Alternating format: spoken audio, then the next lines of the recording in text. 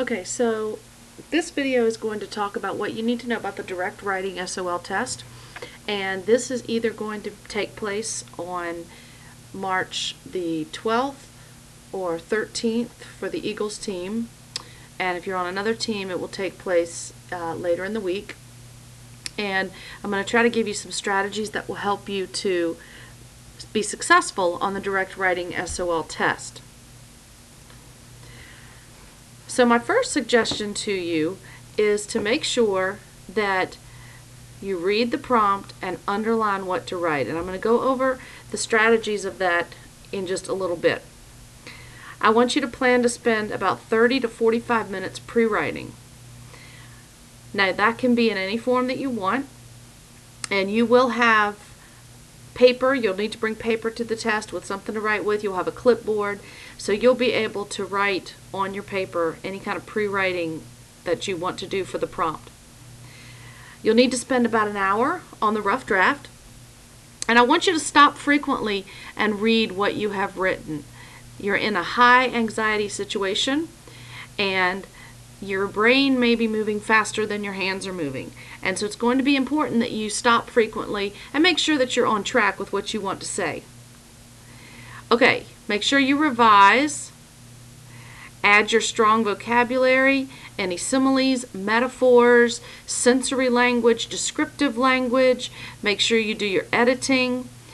Use the online spell checker, and hopefully your English teacher has gone over how to use that tool. And make sure that you elaborate. Make sure that you're specific in your details. If you're persuading, make sure you prove it by giving specific details. If you're doing expository writing, make sure that you're as descriptive as possible so that your reader can visualize what it is that you're describing. And then begin your final draft. Again, just like you did in your rough draft, make sure that you stop and read after each paragraph to make sure that it's correct.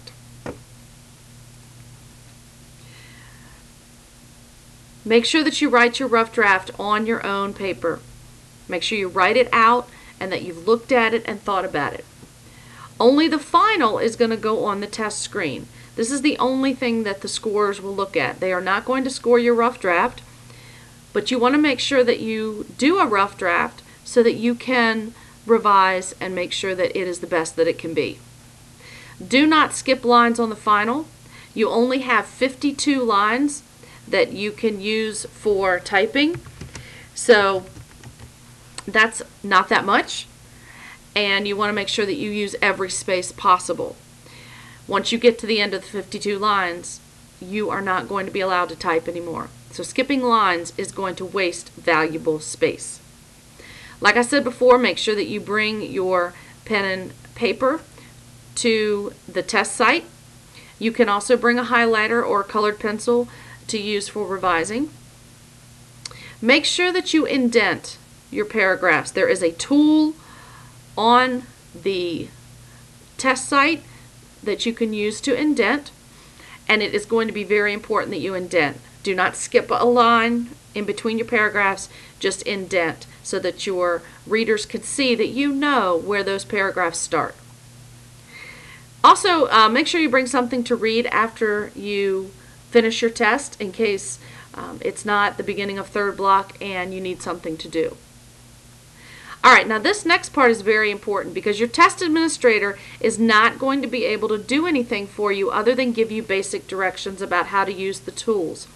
Do not ask your test administrator how long the essay should be, or if you should do a rough draft, or how long your paragraph should be, or anything along that nature. You know what your English teacher has told you to do, and don't ask your administrator and put them in a position where they're going to feel like they have to tell you they can't answer the question. So you know what you're expected to do, so that's what we want you to do in the testing site. Alright, so you should plan to write about 4 to 5 paragraphs, and each of those paragraphs should have anywhere from 5 to 8 sentences. That's what you've been doing all year. You may use the online spell checker tool, but you cannot use a hard copy of a dictionary or a dictionary website. This next section is very important. The scorers are reading thousands of essays on the same topic. Your job is to show them something they've never seen before. So think about that topic and think about how you can make it as unique as possible. Make it special. Make it different. Make it descriptive. Make it creative. Make it funny. Anything you can do that's going to wow them and make them say, wow, I haven't seen that before. And that's going to make for a better score. All right, make sure you use a good introduction. Remember, the introduction is the first thing they read. The beginning and the ending are the two most important things of your essay. So make sure that you start off with a good attention getter and a good thesis statement. Do not say I am going to write about, or the prompt says to write about, or in these paragraphs you will read about. None of that. Also make sure you have a clear conclusion that has restated your main ideas. Go to sleep at a decent hour the night before the test, and make sure you eat something before you come to school. Alright, so words that I'm not going to use in my essay. All of these words you see on the screen are boring, everyday, non-specific words. You can think of better ways to say some of these words. For example, happy, you could say elated, excited, ecstatic. Okay, you could say anything like that. So any of that would work.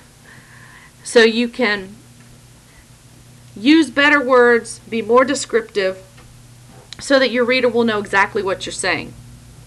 Words like I and you, the only time I should see I being used is if you are describing a specific experience from your life as an example in your essay. And you should only be used in a very rare instance because it's very non-specific and general, and you want to be as specific as you can. Okay, so you're either going to be asked to do an expository or a persuasive essay. So here are some key words that you can look for in your expository. It's going to ask you to explain, maybe give 3 reasons, describe, tell about, give information about. That's all your expository writing. Just describing something, giving information about. Your persuasive essay is going to ask you to state your opinion on an issue, to convince us. Do you agree or disagree? What are the pros and cons of something? You're going to be asked to take a stand and then convince us that your opinion is the best one. Now, my ABCD strategies for success. If you remember this ABCD, I think it will be an easy way for you to do well on the test. Your A, attack the prompt. Your B, brainstorm your ideas. C, choose the right order for your ideas. And D, detect any errors. So let's look at each of those just very briefly. When you are attacking the prompt, you want to circle any words that ask you to do something. These are your verbs, your action words. They're going to ask you to write, to think, to use, to explain, to convince. Those are the things that you want to look at because that's what it's asking you to do in the prompt. You're going to use these verbs to break down exactly what you are being asked to write about because these verbs are important. They're either going to ask you to explain, to convince, and that is what's really important in your essay. For example, here is a possible prompt that you might see on this year's test. Competition is a constant presence in today's schools, where students not only compete with one another in the classroom, but also in sports and in various extracurricular activities. Explain how competition can improve life or make it more difficult for students. Use specific details and examples in your response. Now, this is a lot of information, but what we need to do as a writer is break it down and see exactly what this prompt is asking me to do. Here's a verb, explain. Here's a verb, can improve life. Make, use. Okay? Now, all of this up here is good information, but it's what they call distractors. And it takes away from what you're really being asked to do. So this right here that I just underlined, this is what you need to pay attention to when you are looking at what you need to write about. This is your prompt. So what I need to do in my prompt is explain how competition can improve life or make it more difficult for students. That is what I'm being asked to write about. Now, I'm going to use specific details and examples in my response to show how competition either improves life or makes it more difficult. So I'm going to have to choose that competition either improves life or it makes it more difficult. That means that this is a persuasive prompt because it's asking me to make a choice. Competition either improves life for students or it makes life more difficult for students. All right, so next I want to brainstorm ideas. So I'm going to think about competition and whether or not it makes life more difficult or whether it improves life for students. So I'm going to say that competition improves life for students. That's my opinion. So now I need to brainstorm some ideas. Now I'm going to make a list, so you don't have to make a list, but your brainstorm can take any form that you want. So I'm going to brainstorm and I'm going to say motivation. I'm going to say hard work. I'm going to say challenges or challenging. I'm going to say learning to deal with loss or frustration. Let me think. Competition. How does it improve life for students? It teaches the value of working towards a goal. All right. So there are some of my ideas. Now I'm not going to use all of them because I only have a certain amount of time to write, but that gives me a starting place of where I want to begin. Now I need to choose the order of my ideas. So now I need to really think about which of these do I really think are the best ones for my essay. So I like the idea of motivation, how competition improves life for students because it motivates them. I like the value of working towards a goal and learning to deal with loss or frustration. So those are my three ideas. So now I need to decide what my order is going to be. Now in a persuasive essay, you really want to think about your order, because your order of your persuasion, you really should have your most important ideas at the end. And now, oops, there we go. So let me see if I can copy these so I can make it easier for us to move them around. All right, let me get that. There we go. Okay. All right, so here are my three ideas. And like I said, in a persuasive essay, you want to make sure that your most important ideas really go at the end, because that's the last thing that your reader's going to see. So I've got to decide what's the best order for my ideas. So I'm going to start with learning to deal with frustration. That's going to be my first idea. And then I'm going to move on to motivation, and then teaching the value of working towards a goal. Now from here, this is where I'm going to add my specifics. How am I going to prove that competition helps me learn to deal with loss and frustration? This is where I'm going to give my specific examples. This is where my specific examples are going to come in. So once I know my order, then I can start thinking about my specific examples that prove that each of these things would be true for my prompt. Okay. Now I've got to detect my errors. So once I've gotten my order down and I've written my rough draft, Now I've got to detect my errors.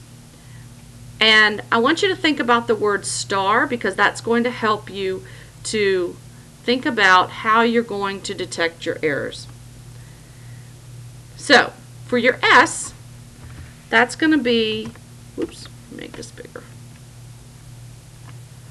That's going to be substitute. Now, that means substituting words, phrases, sensory language, anything like that. So you take the word good, for example, you want to make that word better. So you're going to substitute another word for that. Our T is going to be take out. I may find that I've got some areas where I've gone off track, I've gone on a tangent, I've got description that really doesn't have anything to do with my topic. So I might have to take things out, take out descriptions or different examples that don't really fit. I also may need to add things, add sensory language, add similes and metaphors. I may have to add more details, more specific examples. So it's going to depend on different things, but I may have to add things. And then finally, I may need to rearrange. I may not like the order. Once I set that order up, I may decide that, you know what, that does not even make any sense. So I may have to rearrange things. Okay? I also will want to make sure that I take the time to edit. Make sure that I am editing my spelling, capitalization, punctuation, all of that. That's where that detecting errors also will come into play. If you do all of these things, I think that you'll do well on the essay. The essay part, remember, all they care about is, can you take this prompt and turn it into a decent essay? Can you express your thoughts in a clear way? Can you basically spell? Can you write good paragraphs that are descriptive based on the prompt that they give you? And if you do all that, I think you'll do well. Well, good luck on the writing essay SOL test. And I hope that you do well. And good luck.